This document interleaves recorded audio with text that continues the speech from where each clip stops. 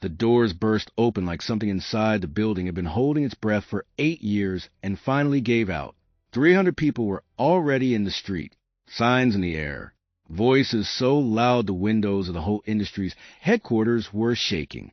A news van was parked at the corner, with its camera already rolling. 2 police cruisers sat across the intersection, doing nothing, just watching, because there was nothing illegal happening here. This was something older than law. This was people who had run out of patience.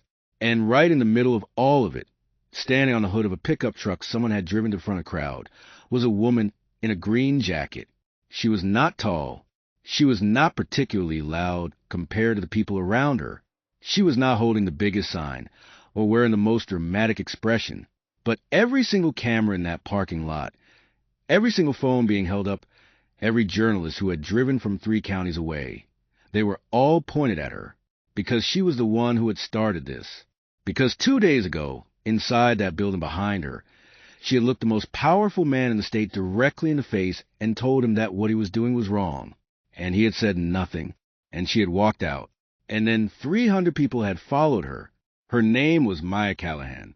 She was 34 years old. She had worked the floor of Holt Industries for 8 years.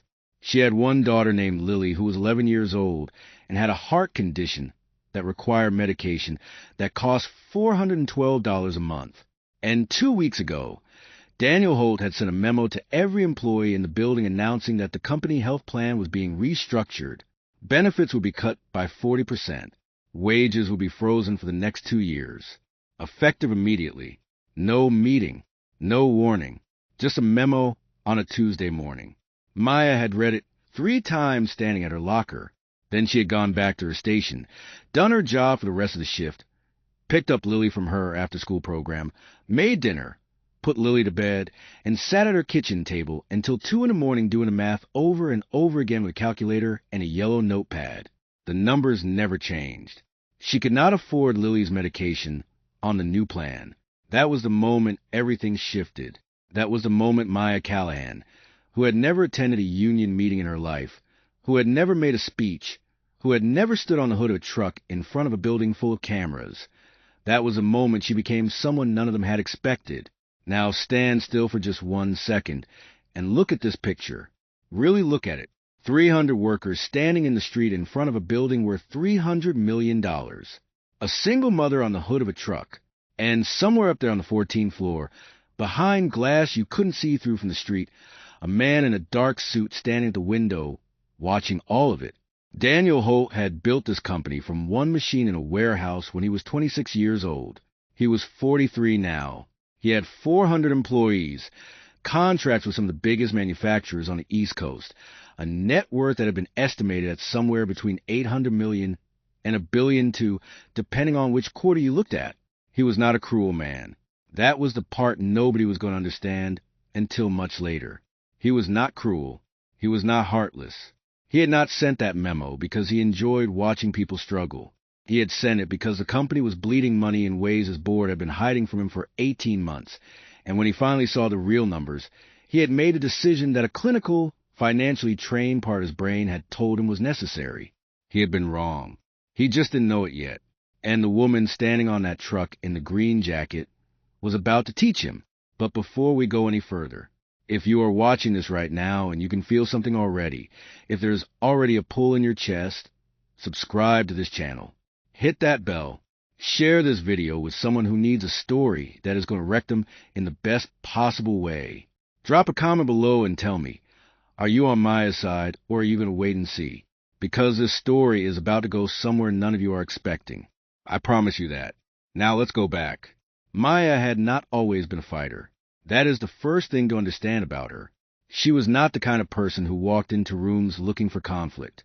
She was quiet in the way that some people are quiet not because they have nothing to say, but because they have learned that saying things costs energy, and energy is a resource she had always been careful with. She had grown up in a small town in western Pennsylvania, the daughter of a man who worked in a mill and a woman who cleaned offices at night. She knew what it meant to stretch a dollar. She knew what it meant to choose between the electric bill and the grocery bill and decide which one could wait one more week.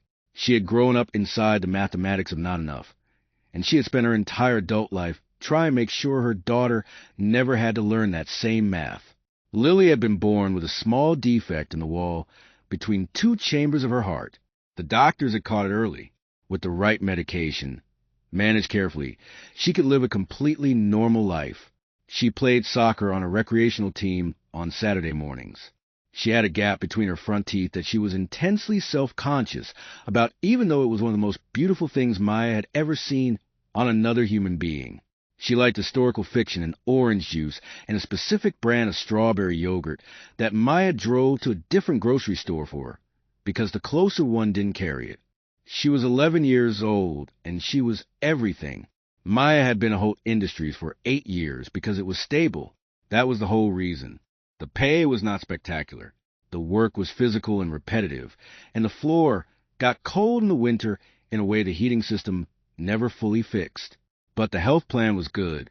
That had been a deciding factor 8 years ago when Maya had been sitting across from an HR coordinator named Deborah and weighing 2 job offers on her kitchen table the same way. She weighed every decision, methodically, practically, with a yellow notepad and a calculator. The health plan covered Lily's medication at 90%. That left Maya paying $41 a month, which she could manage. The new plan covered it at 40%.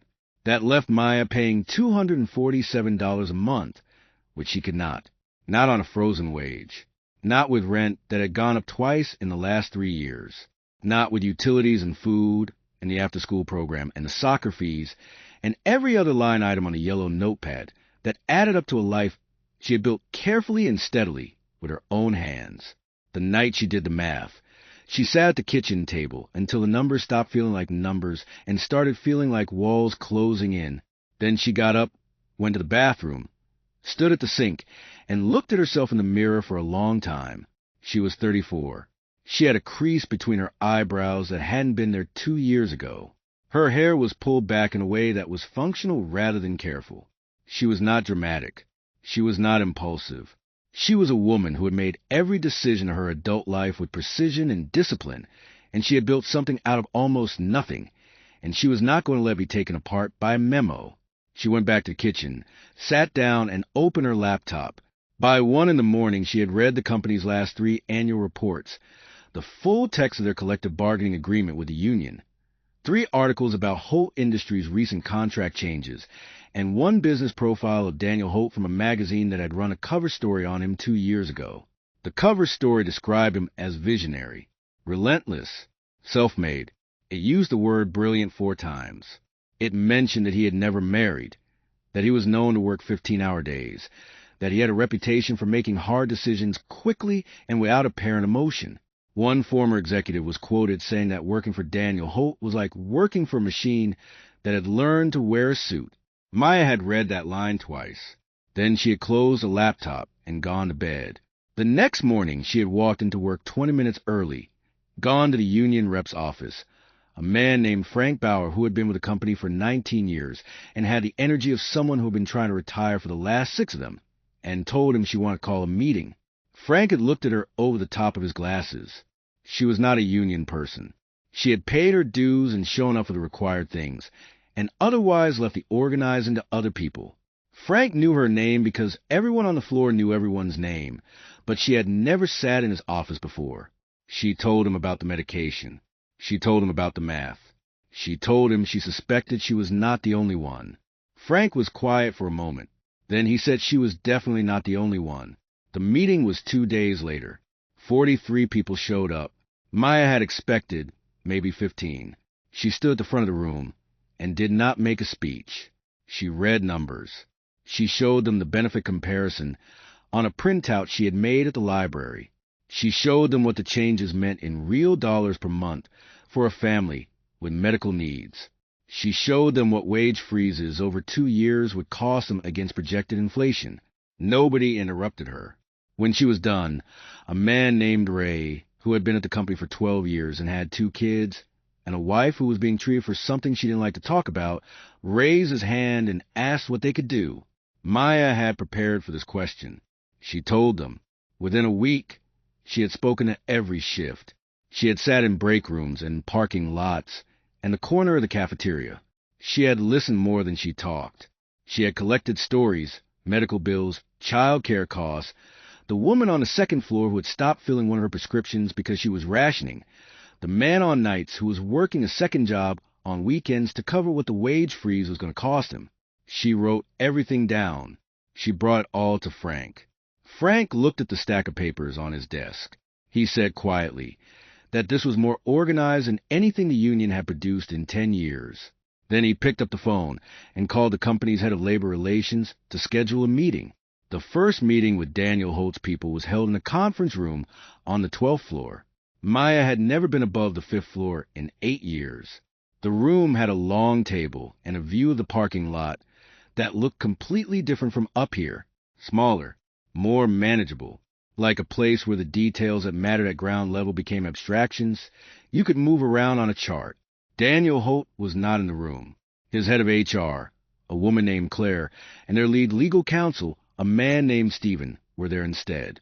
Frank sat on one side of the table with Maya and 2 other workers, Ray and a woman named Sandra, who was quiet and precise and had brought her own notes.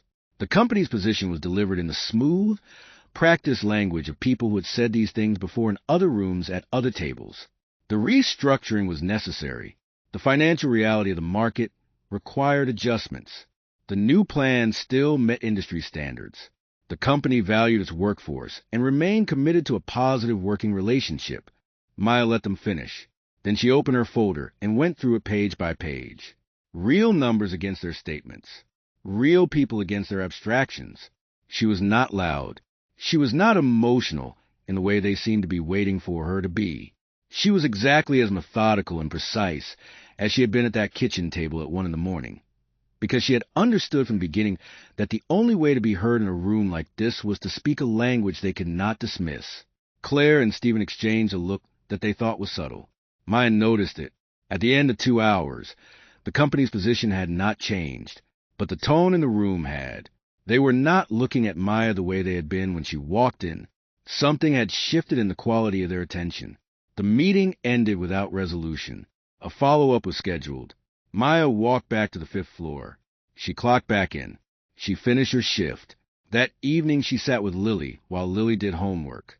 Lily asked her if everything was okay because she had been looking at her phone a lot.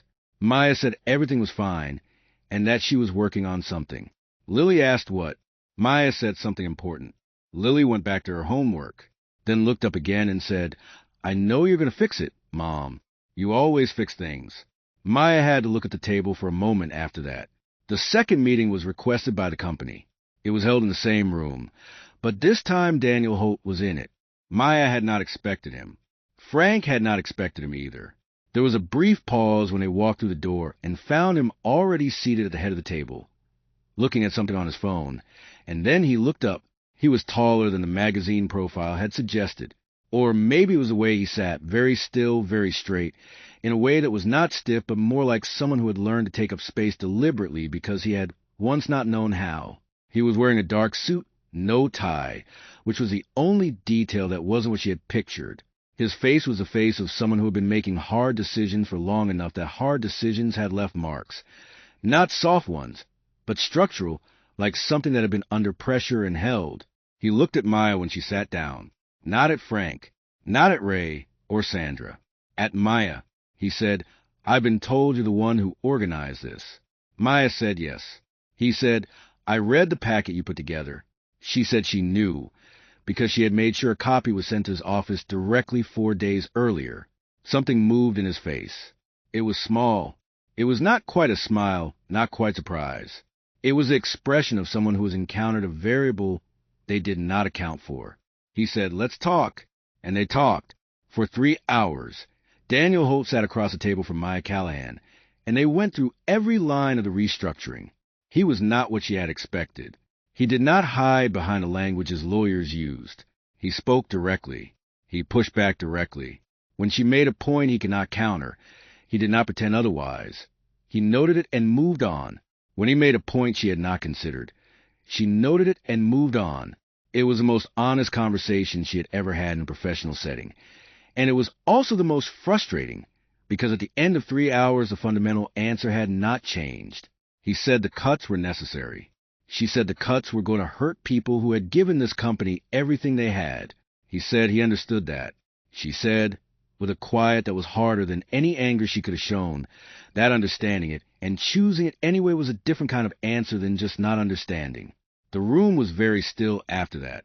Daniel Holt looked at her for a long moment. Then he said the meeting was over, and he would have his team follow up with a formal response within 72 hours. He stood. Everyone around the table stood. He walked toward the door. At the door, he stopped. He did not turn around. He said one more thing. The room waited. He said, "The packet you put together, the research." He paused. He said it was thorough. Then he left. Maya stood at the table. Frank looked at her. Ray looked at the door. Sandra was already writing something down. Maya picked up her folder. She said quietly, "We're not done." The 72-hour response came as a memo. The restructuring would proceed as planned. The company would make one concession, a one-time payment of $200 to any employee who could demonstrate significant out-of-pocket cost increase from the plan change. Applications to be submitted to HR within 30 days. $200. One time, Maya read it in the break room. Around her, people were reading their own copies. The room was very quiet. Then Ray crumpled his copy into a ball and dropped in the trash. And Maya said, quietly, to no one in particular, "Okay." Then she stood up and walked to find Frank. The strike vote was held 3 days later. 278 people voted. 261 voted yes. The strike began the following Monday morning. And that is how Maya Callahan ended up standing on the hood of a pickup truck in a green jacket, with every camera in the parking lot pointed at her, and Daniel Holt watching from the 14th floor. Here is what nobody on that street knew about Daniel Holt on the morning the strike began. He had not slept, not because of the strike. He had known the strike was coming for 6 days. He had read the vote numbers. He had briefed his legal team and his communications team, and he had a statement ready and a plan in place, and all the machinery of a prepared response was already in motion. He had not slept because 2 months ago, his chief financial officer had shown him a set of internal documents that his previous CFO, a man named Gerald who had left the company with a very large severance package and relocated to Florida, had been quietly manipulating for 3 years. The company was not in the crisis Daniel had been told it was in. It was in a crisis, but it was a smaller one, a manageable one that did not necessarily require the benefit cuts and the wage freeze that the manipulated numbers had pointed to. Daniel had found out 18 days ago. He had spent the time since then with his accountants and his legal team trying to understand exactly how bad the real situation was versus what he had been told it was. And what exactly he could walk back without destabilizing everything. The restructuring was real. The need for it was real.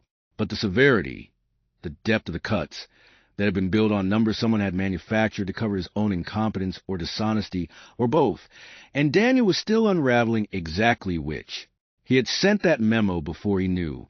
He could not take it back without explaining why.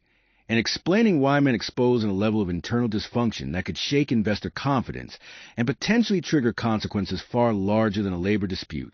He was caught, and the woman in the green jacket was standing on a truck in his parking lot because he had caught himself. He stood at the window for a long time that morning and watched her. She was small from up here. She was gesturing, not with wildness but with emphasis, and even through the glass he could see that the people around her were not worked into a frenzy. They were focused. She had focused them. She had taken 300 people with 300 different fears and made them coherent. He had been described in that magazine as someone who respected competence above all other qualities. That had not been inaccurate.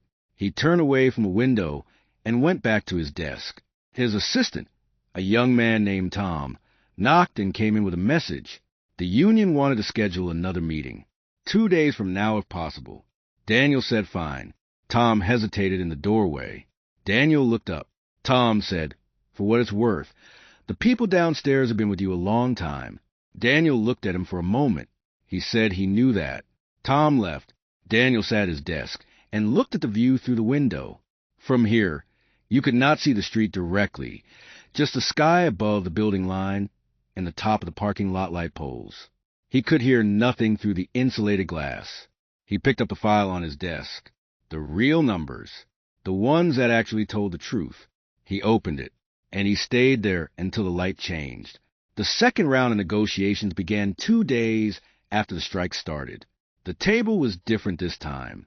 More people on both sides, lawyers and union advisors, and someone from a labor mediation firm that the company had brought in. There were reporters outside the building. The lobby had a security presence that had not been there the week before.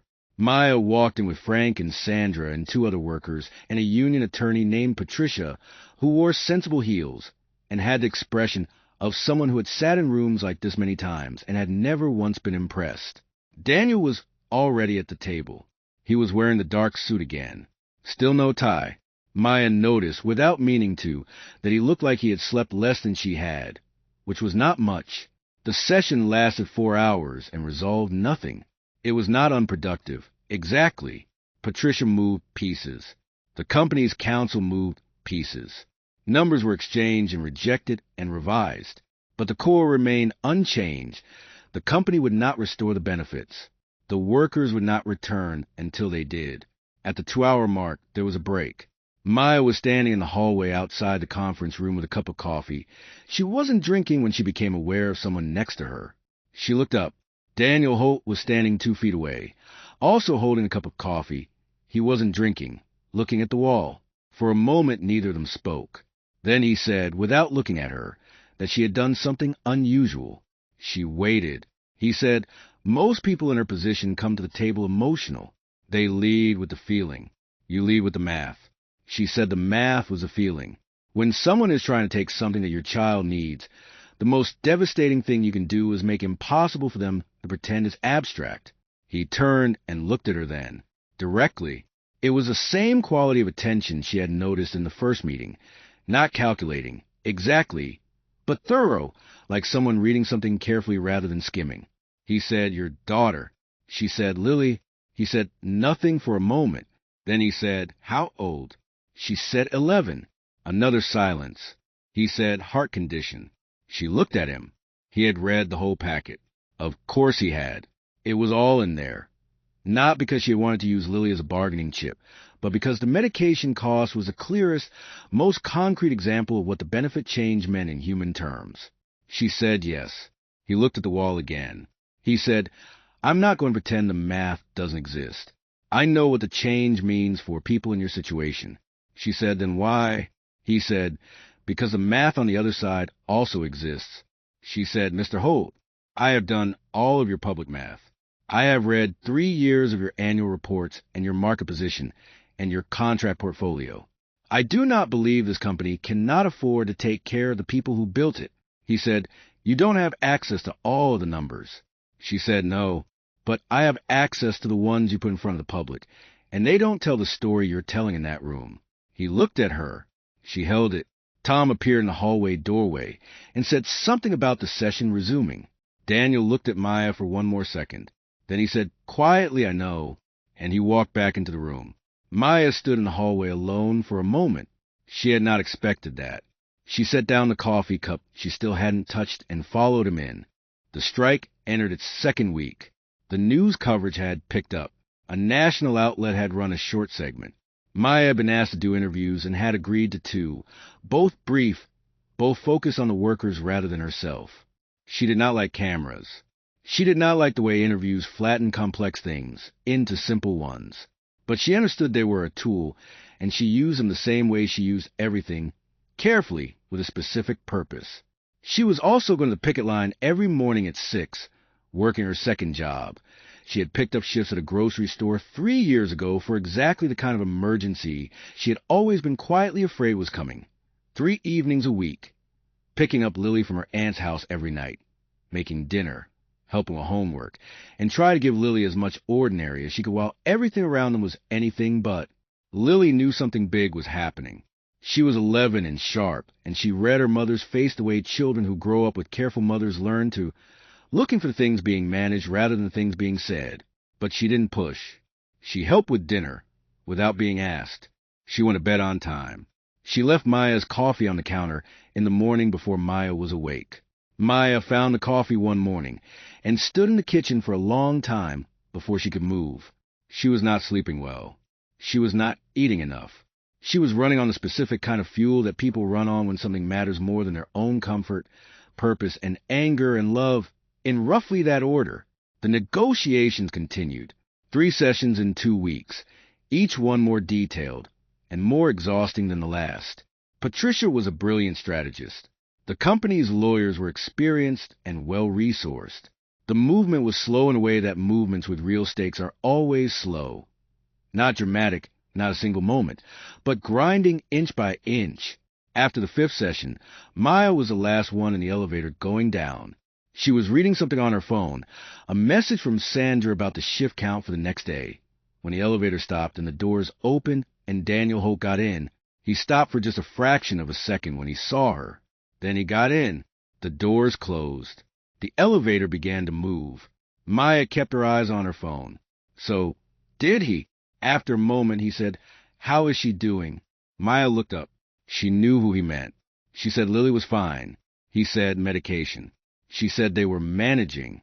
He looked at the elevator doors. She looked at him. She said, "Why do you ask?" He said, "I don't know."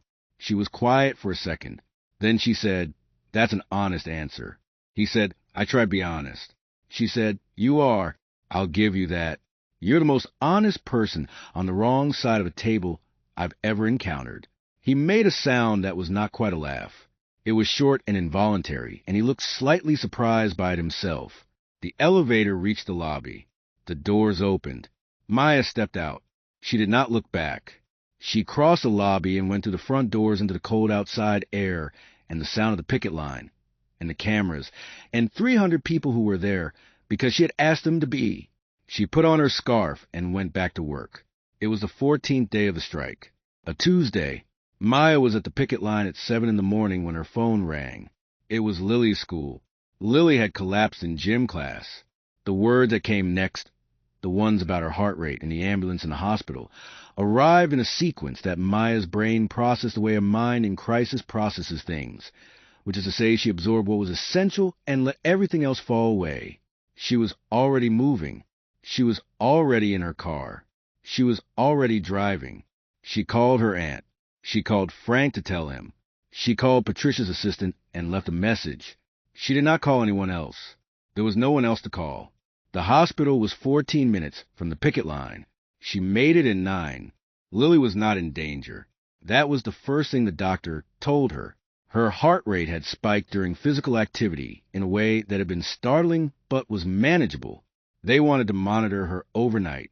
They needed to run some additional tests. And they needed to discuss adjusting her medication, moving to a more effective formulation that had been approved the previous year and had better outcomes for her specific condition. The doctor was patient and clear and very good. Maya sat in the chair next to Lily's bed with her hand around Lily's hand and asked all the questions she needed to ask. Then the doctor mentioned the new medication. It was better, he said, meaningfully better. The outcomes data was strong. Maya asked what it cost. He told her. She did not react. She asked the question she always asked. What does the insurance cover? He checked. He said with her current plan, her old plan, still technically in effect during the labor dispute, it was covered at 90%. She said, and with the new plan, he checked again. He was quiet for a second. He said 30%. She did not react. She said she understood. She thanked him and he left. She sat with Lily for a long time. Lily had been moved to a room that was small and had a television mounted to the wall that was not on. She was hooked to a monitor. She was wearing a hospital gown with small blue diamonds on it, and her hair was down because they had taken out her ponytail, and it fell around her face in a way that made her look younger than 11. She was asleep. Maya sat there and did not cry. She had learned a long time ago that you do not spend your emotional resources on things you cannot immediately act on. Grief in a crisis is a luxury. She held it inside in the specific way she had always held things, compressed, contained, banked for later. She sat with her daughter and watched the monitor. What Maya did not know, and would not know for a long time, was what happened that night on the 14th floor of Holt Industries. Tom, Daniel's assistant, had a brother-in-law who was a paramedic. The ambulance from Lily's school had been dispatched on a frequency his brother-in-law monitored. It was a small town, and paramedics and people in certain industries developed networks of knowing. Tom had found out the way people find out things in small towns, through a chain of connection that was informal and unavoidable. He had debated whether to say anything. He had thought about it for 2 hours. Then he had told Daniel. He told him who it was. The child of the woman running the strike. A heart condition. A hospital admission. He said he didn't know why he was saying it. He just thought Daniel should know. Daniel had sent him home. Then he had sat at his desk. He had the hospital's name. He could look up the billing department.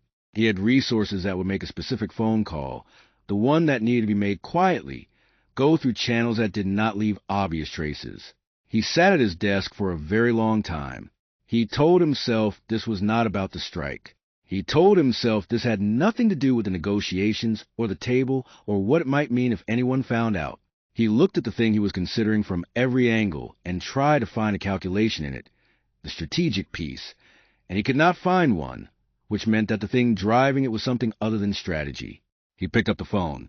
He made a call to someone he trusted. He said he needed something handled quietly. He gave the information. He said the bill needs to be covered. All of it, from the admission through discharge, anonymously, no company connection, a private account. He had them. He used them for things he didn't want mixed with the business. He said he meant about anonymous. He hung up. Then he sat at his desk in the dark until the building was empty around him. Maya brought Lily home 2 days later. The discharge paperwork went smoothly. The billing was... She checked it twice because she didn't understand. It was showing as paid. Fully. She asked the billing desk twice. They said a private payment had been processed from an account with a trust designation. They showed her the receipt line. No name. No identifying information beyond a trust account number. Maya stood at the discharge desk for a moment. She thought, family, her aunt, maybe a church fund she didn't know about. She thought of people who might have heard and acted. She could not track it down without more information.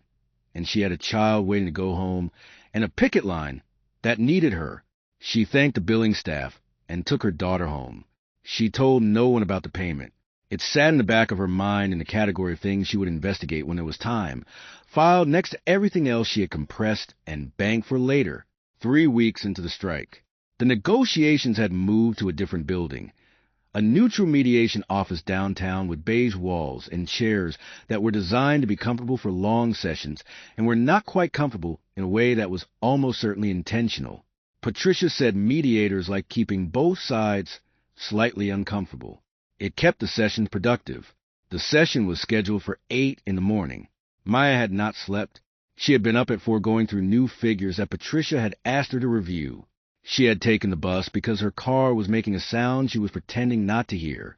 She was 20 minutes early, and she was sitting alone in the waiting area with a folder in her lap. When the door opened and Daniel Holt walked in, he was also early. He looked at her. She looked at him. The room was otherwise empty. He said, "Your daughter. She's home?" Maya looked at him carefully. She said yes. He said, "I'm glad to hear it." She said she was too. He sat down across the room, not at the table, just in one of the waiting chairs. She stayed where she was. After a moment, she said, "How did you know she was in the hospital?" He was quiet for just a second. He said, "Small town." She said yes. She was looking at him. Something was assembling itself in the back of her mind, but she didn't have the pieces yet, and this was not the moment to follow it. She filed it the same way she filed everything. He said, "The new medication. Is she on it?" Maya held still. She said yes. He said, "Good." She said, "Why do you ask?" He said, "For the same reason I asked before." He looked at the floor, and then at her, because some things shouldn't be abstractions. Maya looked at him for a long moment. She said, "Quietly, you're a confusing man, Mr. Holt." He said, "I know." She said, "You sit across a table and tell 300 people that the company cannot absorb the cost of keeping them healthy, and then you ask about my daughter's medication like you actually care." He said, "Those things aren't mutually exclusive." She said, "They feel like they are from where I'm standing." He said, "I know they do." Silence. The kind that is weight. Maya said, "When this is over, whichever way it goes, I think you should spend more time on the floor. Actually on the floor. Not in a meeting about the floor. On the floor where the people are. He said, what would that change?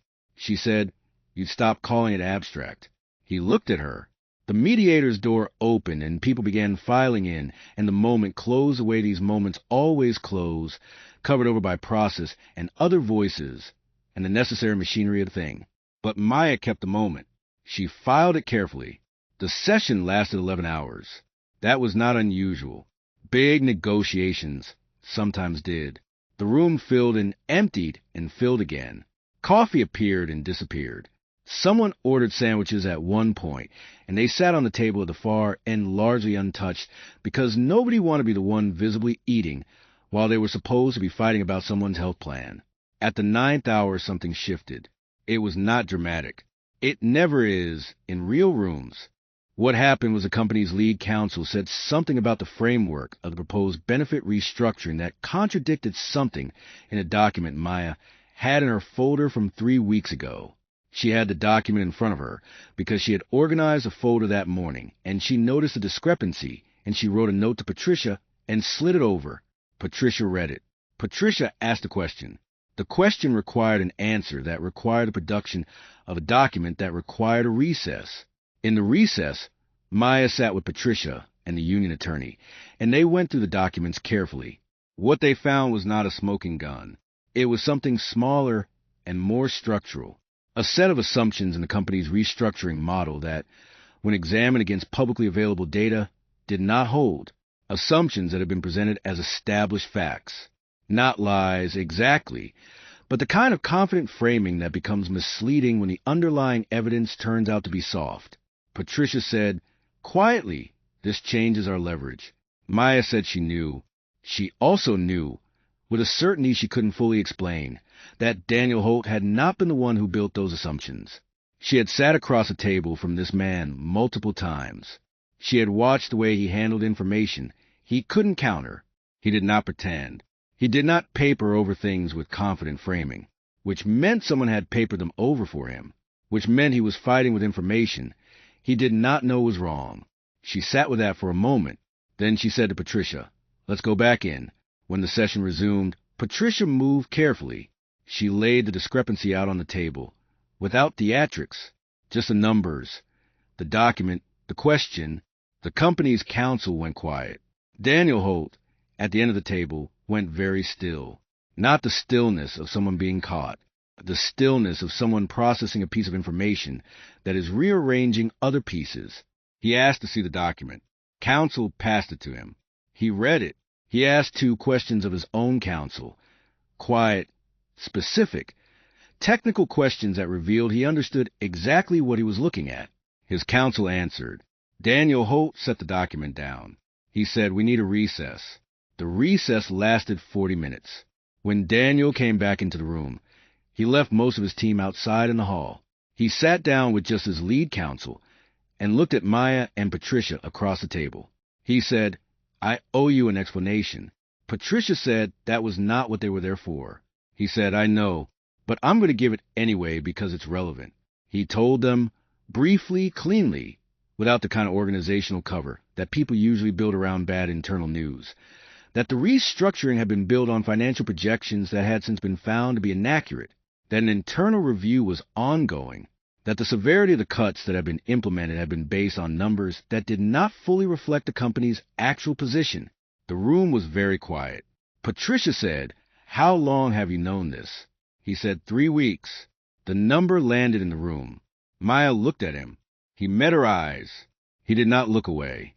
He said, I made a mistake. I moved on information that I should have verified before acting. The cuts were real. The need for restructuring is real. But the depth of what was required was built on a set of assumptions that were manipulated by an executive who is no longer with the company. I should have caught it sooner. I didn't. Patricia said, what are you proposing? He said, I want to talk about what a real restructuring looks like, one built on the actual numbers. I can't restore everything. The company does need to adjust. But the depth of what was announced was wrong. He looked at Maya. He said, I need to fix it. She looked back at him. She said, yes, you do. The negotiations over the next 4 days were different. The beige mediation office had the same chairs and the same too-cool air and the same untouched sandwich situation. But the quality of the conversation had changed completely, because now both sides were working with the real numbers instead of one side using false ones. Maya had been right about the public financial documents. They did not support the severity of what the company had announced. The real picture, the one that existed beneath the manipulated projections, was more complicated than her analysis had shown, but less dire than Daniel's team had initially claimed. There was room, not unlimited room, but room. Patricia was extraordinary in these sessions. She had the patience of someone who had learned that good outcomes take longer than bad ones, and had made peace with that fact. She moved steadily. She held lines where lines needed to be held. She gave where giving could get more back. Maya sat beside her and did what she had always done. She watched. She noted. She asked the questions that mattered. At the end of the third day, with a framework in place that neither side was entirely satisfied with, which Patricia said was a sign of a successful negotiation, they broke for the night. Maya was putting papers into her folder when she looked up and found Daniel at the other end of the table, also gathering papers, and she realized there were the only two people left in the room. Everyone else had filtered out. He looked up at the same moment. She said, "How long will the internal review take?" He said, "Another few weeks probably." She said, "Will someone be held accountable?" He said, "Yes." She said, "What about the people who suffered the impact in the meantime? The 3 weeks of the strike, the medical bills people paid because they thought the new plan was permanent." He was quiet for a moment. He said, "What would accountability look like to you?" She said, "More than a $200 one-time payment." He almost smiled. It was brief and complicated and had something slightly pained in it. He said, "I'm going to make it right." She looked at him. She said, "I believe you."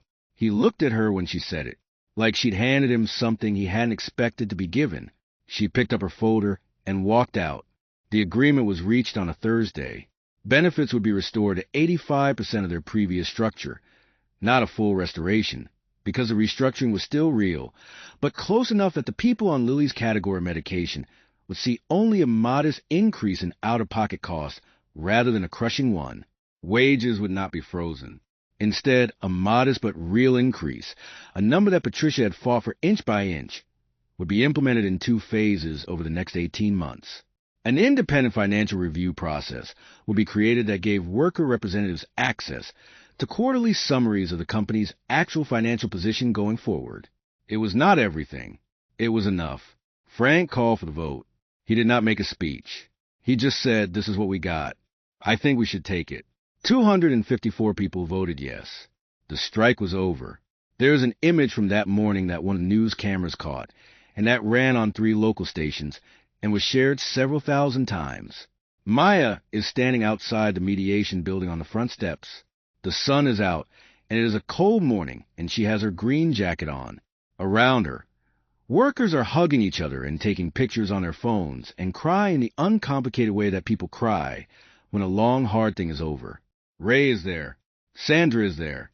Frank is standing off to the side, looking like a man who can finally sleep. In the image, Maya is not celebrating.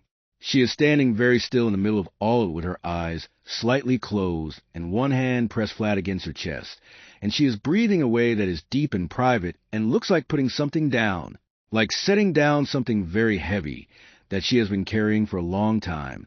It is a 37-second video clip, and none of the news segments used it. They used the footage of the crowd and the hugging and the official statement from Patricia.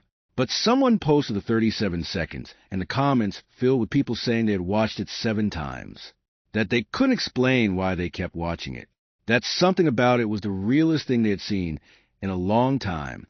Maya never saw the clip. She had already called her aunt and was on her way to pick up Lily. 3 days after the agreement, Daniel Holt sat in his office and read the final audit report. The full picture was worse than he had told the negotiating team. Not in terms of the restructuring. That picture was what he had shared, accurately. The full picture of what Gerald had hidden was worse. It included transactions that were going to have to be reviewed by parties outside the company. It included a personal financial exposure for Daniel that was significant.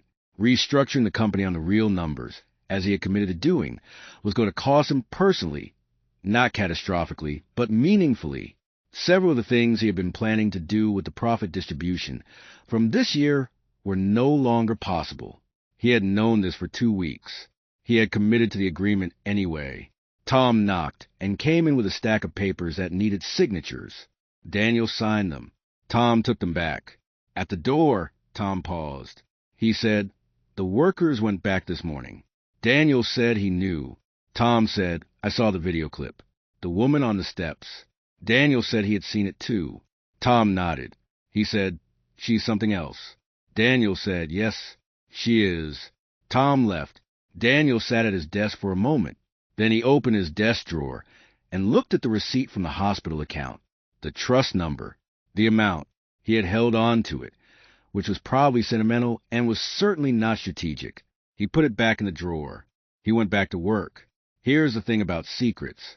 Not the secret Maya was still unknowingly carrying. The fact of the paid hospital bill, sitting in the back of her mind as an unresolved thing she hadn't had time to investigate. Not the secret the negotiating table had held and then released. The secret that actually mattered. The one that had existed before any of this happened and would continue existing after. Daniel Holt had built this company from a machine in a warehouse. He had been 26 years old. His father had worked in manufacturing for 30 years and had gotten sick 3 years before retirement, and the company he worked for had not treated him well. Daniel had watched his father navigate a system that was indifferent to what a person had given, and he had built a company, very deliberately, with the intention of being different. He had been different. For a long time, he had been different. And then the company got bigger. And then there were boards and investors and CFOs who presented numbers in PowerPoint slides in rooms where Daniel was the CEO and not the man from the warehouse anymore. And somewhere in the years of making hard decisions quickly and efficiently, the reason he had started, the thing he had been building toward, the version of himself that had promised to be different, had become a point in his past rather than a point in his present. The strike had not reminded him of this. Maya had, not in a single conversation. Not in a single moment. In the accumulation of her, the pack in his inbox, the math laid out on a conference table, the elevator conversation, the question she had asked that had been not a question, but a statement with a question mark attached. Understanding it and choosing it anyway is a different kind of answer. The 37-second video clip of a woman putting down something heavy in a cold morning outside a mediation building. He had looked at that clip the way you look at something that is telling you the truth about yourself. In the specific way that truth feels when you have been managing the distance between who you are and who you meant to be, and someone makes that distance visible without meaning to. He had looked at it and thought, that is what I cost people. And then he had gone back to his desk and signed the agreement that was going to cost him personally, and had done it without hesitation, which told him something about himself that he was still in the process of understanding. 2 months later, Maya was back on the floor. Her station was the same. The floor still got cold in a way the heating never fully fixed. Ray was at his station, and Sandra was at hers, and the rhythms of the work were the same rhythms they had always been, familiar and physical and reliable in the way that repetitive things are reliable. Things were different, though, in ways that were real even when they were small. There were quarterly reports now. A worker representative attended the review meetings. It was Frank, initially, and then Sandra, who turned out to be extraordinarily good at reading financial documents in a way nobody had known, because nobody had ever asked. The benefit change had been implemented at the new agreed rate. Maya's out-of-pocket cost for Lily's medication had gone up slightly from the old plan, about $30 a month, but the new medication was better, and the outcomes were better, and Lily had not had another episode. Lily was playing soccer on Saturdays again. Her gap-toothed smile was exactly as beautiful as Maya had always told her it was, which Lily still denied while smiling. Maya was sleeping again. Properly. She had not realized how fully the strike had consumed her until the space where it had been was suddenly empty, and she had slept for 10 hours on the first Friday night after it ended, and woken up feeling like someone had cleared a weather system. She had not spoken to Daniel Holt. She had thought about the elevator conversations and the mediation building, and the moment at the end of the negotiating table, when she had said, "I believe you," and he had looked at her like she had handed him something unexpected. She had thought about these things in the category of things that are complete, a chapter that had closed. You don't usually see people like that again, across the kind of distance that had existed between them. She had thought about the hospital bill, too. She had not had time to investigate it during everything else that was happening. Now she had time, and the thing sat in her mind in its unresolved category, because she was a person who did not like unresolved things. She had called the hospital billing department. The account number traced to a trust. The trust was managed through a private fiduciary service. She had run into a wall. She had sat with a wall for a few days. Then she had called a friend who knew someone in financial administration. Then she had made a different call. Then she had a name. She sat with a name for 3 days before she did anything about it. She sat with it at the kitchen table with a cup of coffee in the morning. She sat with it on the bus to work. She sat with it in the break room. She turned it over the way she turned over every piece of information she encountered, methodically, looking at it from each angle. Daniel Holt had paid Lily's hospital bill. He had paid it quietly, completely, anonymously, during the period when they were sitting across the table fighting publicly, when he was saying no in the boardroom, and she was standing on a truck in the parking lot, when the cameras were on both of them, and everything they said to each other was calculated to become part of a record, in the dark, in private, where there was no record and no witness and no possible strategic benefit to him. He had paid it. She had kept fighting him. She had won. And the whole time, he had already done this thing. She sat with it. She thought about the elevator. She thought about how old is she. She thought about the expression on his face in the mediation building when she said, "I believe you." She thought about a man who had forgotten something about himself and was in the process of remembering it. She thought about a company building a warehouse from a single machine by a 26-year-old who had watched his father not be taken care of. She thought about the 37-second video clip she had never actually watched, and she thought about what she must have looked like from the outside in that moment on the steps, which she remembered only as a moment of putting something down. She thought about all of this for 3 days. On the 4th day, she picked up her phone. She did not call. She sent a message. She had his work contact from the negotiations. She used it. She said, "I need to speak with you, not about the company. In person, if that's possible. I know this is unusual." He responded in 11 minutes. He said, "When?" She said, "Saturday. There's a diner on Clearfield Avenue, if you're willing to be somewhere like that." He said, "What time?" She said, 10. He said, "I'll be there." It was the kind of place that had been there for 40 years and had not meaningfully changed in 35 of them. Vinyl booths, a counter with stools, a laminated menu with a photograph of every item, coffee that came in a white ceramic mug automatically and was refilled without asking. Maya was there at 9:50. He arrived at 9:58. He was not in a suit. That was the first thing she noticed. He was in dark jeans and a jacket, the kind of clothes that were still more expensive than most people's, but were at least making an effort in a different direction. He looked different, not less himself, but less armored, like the version of someone that exists in the spaces between the version everyone meets. He looked around the diner and found her. He came over and sat down. The coffee was already there. He wrapped both hands around the mug and said nothing. She looked at him. She said, "I know about the hospital bill." His hands were still around the mug. His face was still. She said, "It took me a while to trace it. The trust account was designed to be hard to find. But I found it." He said, "I didn't want you to find it." She said, "I know. That's part of why I needed to talk to you." What Maya did not know, and would not know for a long time, was what happened that night on the 14th floor of Holt Industries. Tom, Daniel's assistant, had a brother-in-law who was a paramedic.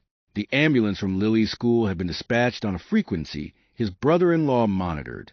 It was a small town, and paramedics and people in certain industries developed networks of knowing. Tom had found out the way people find out things in small towns, through a chain of connection that was informal and unavoidable. He had debated whether to say anything. He had thought about it for 2 hours. Then he had told Daniel. He told him who it was. The child of the woman running the strike. A heart condition. A hospital admission. He said he didn't know why he was saying it. He just thought Daniel should know. Daniel had sent him home. Then he had sat at his desk. He had the hospital's name. He could look up the billing department. He had resources that would make a specific phone call, the one that needed to be made quietly, go through channels that did not leave obvious traces. He sat at his desk for a very long time. He told himself this was not about the strike. He told himself this had nothing to do with the negotiations or the table or what it might mean if anyone found out. He looked at the thing he was considering from every angle and tried to find a calculation in it, the strategic piece, and he could not find one, which meant that the thing driving it was something other than strategy. He picked up the phone. He made a call to someone he trusted. He said he needed something handled quietly. He gave the information. He said the bill needs to be covered. All of it, from the admission through discharge, anonymously, no company connection, a private account. He had them. He used them for things he didn't want mixed with the business. He said he meant about anonymous. He hung up. Then he sat at his desk in the dark until the building was empty around him. Maya brought Lily home 2 days later. The discharge paperwork went smoothly. The billing was... She checked it twice because she didn't understand. It was showing as paid. Fully. She asked the billing desk twice. They said a private payment had been processed from an account with a trust designation. They showed her the receipt line. No name. No identifying information beyond a trust account number. Maya stood at the discharge desk for a moment.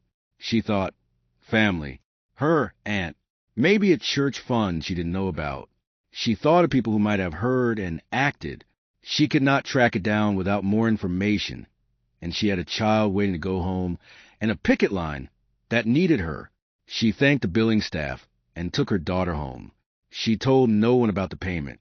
It sat in the back of her mind in the category of things she would investigate when there was time, filed next to everything else she had compressed and banked for later, 3 weeks into the strike. The negotiations had moved to a different building, a neutral mediation office downtown with beige walls and chairs that were designed to be comfortable for long sessions and were not quite comfortable in a way that was almost certainly intentional. Patricia said mediators like keeping both sides slightly uncomfortable. It kept the sessions productive. The session was scheduled for 8 in the morning. Maya had not slept. She had been up at 4 going through new figures that Patricia had asked her to review. She had taken the bus because her car was making a sound she was pretending not to hear. She was 20 minutes early, and she was sitting alone in the waiting area with a folder in her lap. When the door opened and Daniel Holt walked in, he was also early. He looked at her. She looked at him. The room was otherwise empty. He said, "Your daughter. She's home?" Maya looked at him carefully. She said yes. He said, "I'm glad to hear it." She said she was too.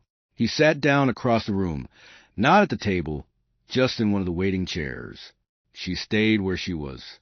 After a moment, she said, "How did you know she was in the hospital?" He was quiet for just a second.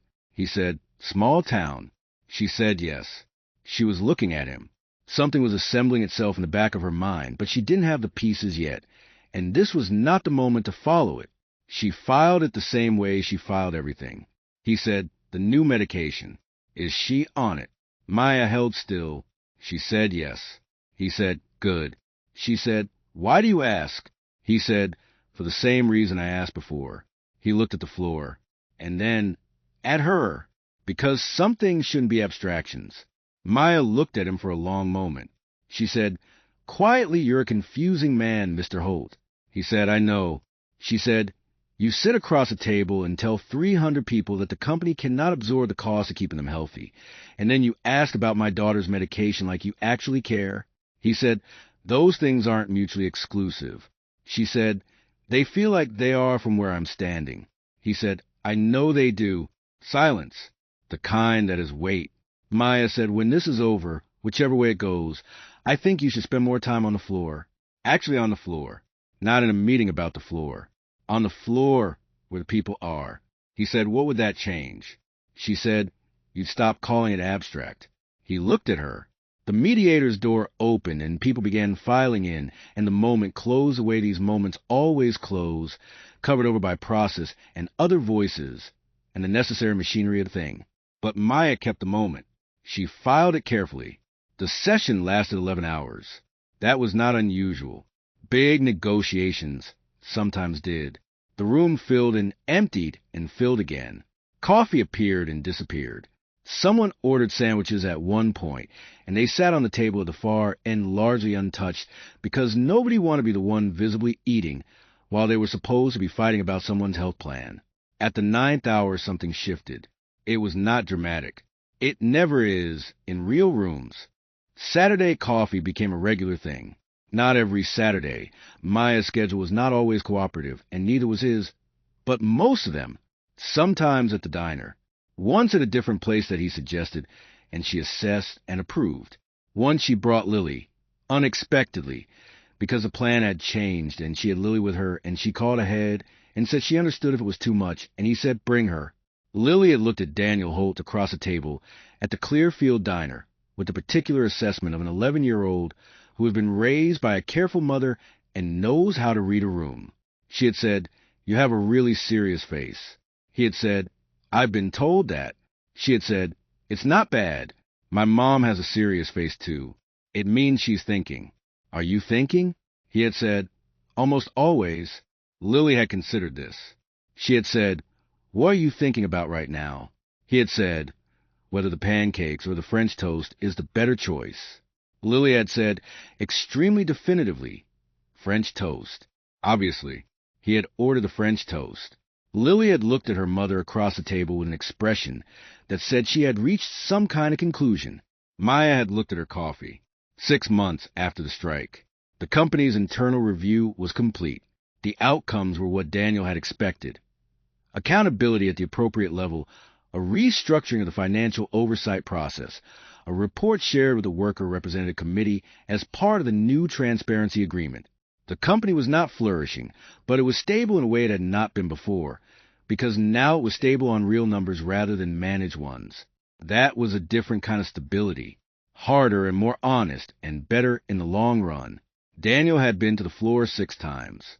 The first time had been quiet and slightly awkward in the way that CEO visits to floors usually are, because people perform for the person at the top, and everyone knows they're performing, and the person at the top knows it too. He had stood at Maya's station and watched the process for 40 minutes, and asked questions that were specific and technical, and revealed that he actually understood manufacturing, because he had once done the work himself. People had noticed. By the third visit, the performance quality had dropped, and the actual quality had gone up, because the floor had decided, collectively and without any meeting being called about it, that this particular CEO was paying a different kind of attention than the usual kind. Ray had told him, on the 4th visit, that the heating situation on the east side of the floor had been a problem for 11 years, and every complaint had gone nowhere. By the 5th visit, the heating had been fixed.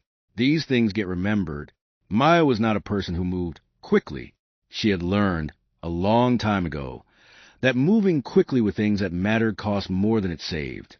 She had built her entire approach to the world on the understanding that careful and slow was more sustainable than fast and careless.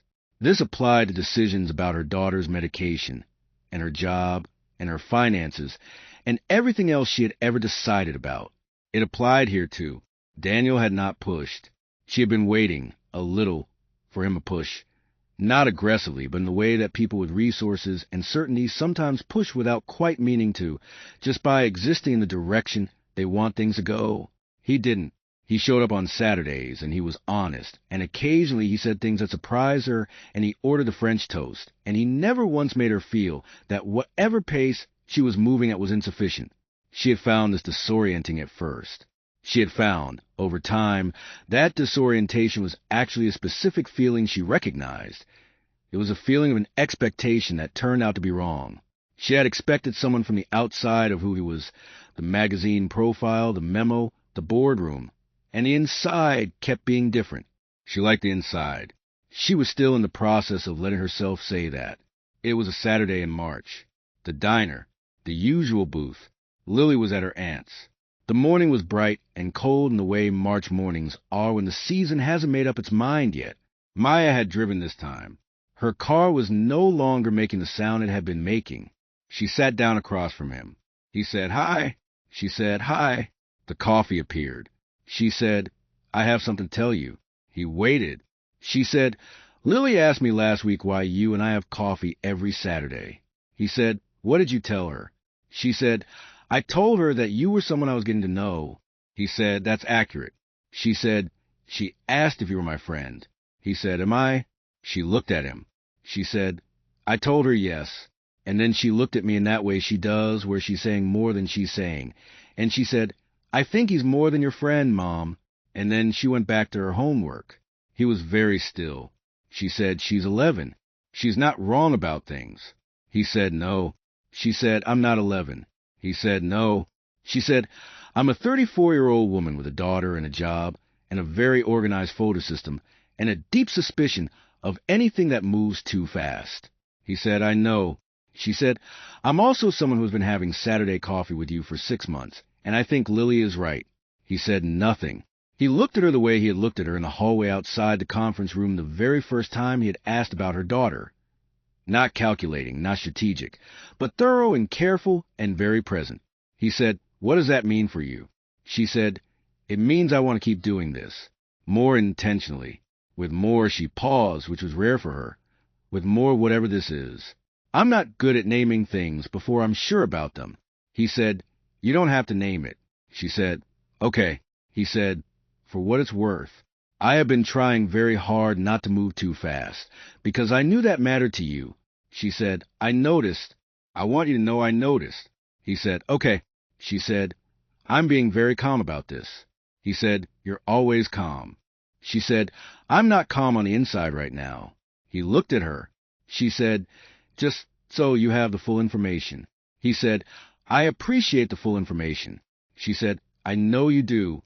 They sat there in the booth in the March morning with their coffee, and the ordinary diner sounds around them, and the laminated menus, and the old photographs on the walls, and the two elderly women, who were always in the corner booth splitting something. He reached across the table. He put his hand over hers. She looked at his hand. She looked at him. She did not move her hand away. She said, "I was so angry at you." He said, "I know." She said, "You deserve some of it." He said, "I know that too." She said, "You didn't deserve all of it."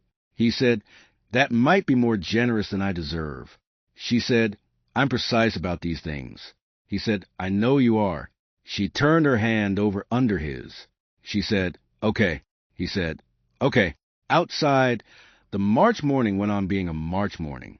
Not dramatic, not cinematic in any way that a camera would choose. Just two people in a vinyl booth in a diner on a Saturday with their hands turned toward each other and everything between them named at last. Here's what happened after. Not the big things. Not the news story. Not the agreement. Not the internal review. Those things happened, and they were important, and they had the kind of outcomes that get documented in reports. The things that happened after were smaller. Lily won the MVP award for her soccer team in the spring season, and Maya took a photograph on her phone and sent it to Daniel without thinking about it, just reflexively, the way you send things to someone who is now part of the circle where important things go. He responded in 4 minutes with a message that said nothing except a single short sentence that made Maya sit down on the bleachers and breathe slowly for a moment before standing back up. Sandra was invited to present the worker representative report at the quarterly board meeting and delivered it with the same quiet precision she brought to everything. And 2 board members asked her follow-up questions that she answered without notes. Frank went home that evening and told his wife he thought he might be able to retire now. His wife told him she'd believe it when she saw it. Ray's wife finished her treatment. He came back to work the following Monday and didn't say much about it, just worked his shift the way he always did. But at the end of the shift in the parking lot, he found Maya and said, very quietly, that he wanted her to know. She said she was glad. He said, "Me too." He got in his car. Daniel went to the floor every 2 weeks. It became routine. He stopped getting performed version after the 4th or 5th visit. He learned names. He fixed the heating. He started a small internal committee to look at a problem with the break room schedule that had apparently been bothering people for 7 years. He found out on one of these visits, from a man named Gary who had been at the company for 22 years, that Gary's father had also worked for a company that had not taken care of him. Daniel had been quiet when Gary said this. Then he said, "My father's too." Gary had nodded. They had stood there in particular silence of 2 men who have arrived at the same place from different sides of the thing. And then Daniel had gone back upstairs. He sat at his desk and opened the desk drawer. The receipt was still there. the trust account number, the amount. He looked at it for a moment. Then he closed the drawer. Then he picked up his phone and sent Maya a message asking if she was free Saturday. Not just a diner, he said. He wanted to take her somewhere, if that was all right. Somewhere that wasn't a vinyl booth. If she thought Lily was old enough to stay with her aunt for an afternoon. She wrote back in 3 minutes. She said to find somewhere. He said, somewhere with better food and worse lighting. I'm told that's the kind of place you take someone when you're being intentional. She wrote, who told you that? He wrote, Tom. She wrote, Tom is right. She wrote, Saturday is fine. She wrote, Lily will survive an afternoon without me. She'll probably be relieved. He wrote, I have that effect on 11-year-olds. She wrote, apparently. She put her phone down and stood in the break room of Holt Industries. 8 years at her station, and 2 months past the hardest thing she had ever done. With Lily's medication managed, and the heating fixed, and Ray's wife in remission, and Sandra at the board table, and a Saturday afternoon on the horizon, and she looked out the break room window at the parking lot where 300 people had stood once because she had asked them to. She thought about the man upstairs who had been at the window watching that day. She thought about the way a story looks completely different depending on where you are standing inside it. She thought about everything that had been decided at that kitchen table at 1 a.m. with a calculator and a yellow notepad, and all the things that had come from that decision that she could not have calculated. She put her hand flat against her chest, the same way she had on the steps of the mediation building on the morning it ended. She took a breath. She went back to work. The most important things don't announce themselves. They don't have a score building beneath them, or a camera pulling back slowly, or a voiceover telling you that this is a moment. They are a cup of coffee on the counter before dawn, a gap-toothed smile in a soccer photograph, a hand turned over in a vinyl booth, a receipt in a desk drawer. That means something nobody else will ever see. They are the math at the kitchen table. They are the moment you understand that the numbers don't lie, and neither does the person across from you, even when you wish they would. They are a child who says you always fix things, Mom. You always fix things. They are the floor of a factory on a cold morning, and the 261 people who voted yes, and the 4-day negotiation, and the 11-hour session, and the moment of quiet that was actually 2 people running out of reasons to be on opposite sides of something. They are a woman in a green jacket and a man at a window who was watching her because he already knew, even then, that something about this was going to change the way he understood his own story. They are small. They are the things that last. If this story moved you, if you felt something in that diner booth or in the break room at the end, or in the moment Lily said you always fix things, please share this video with someone who needs it. These stories exist because you watched them and passed them on. Leave a comment below. Tell me what part got you. Tell me what you were feeling when she found out about the hospital bill. Tell me if you were on her side from the beginning, or if something changed for you. Subscribe to this channel if you haven't already. There are more stories like this one coming. Stories that are going to surprise you in the same way Maya surprised herself. Stories about the people who fight, and the people who forget, and the distance between them that turns out to be crossable. Thank you for watching. Thank you for staying all the way to the end. This one was worth it.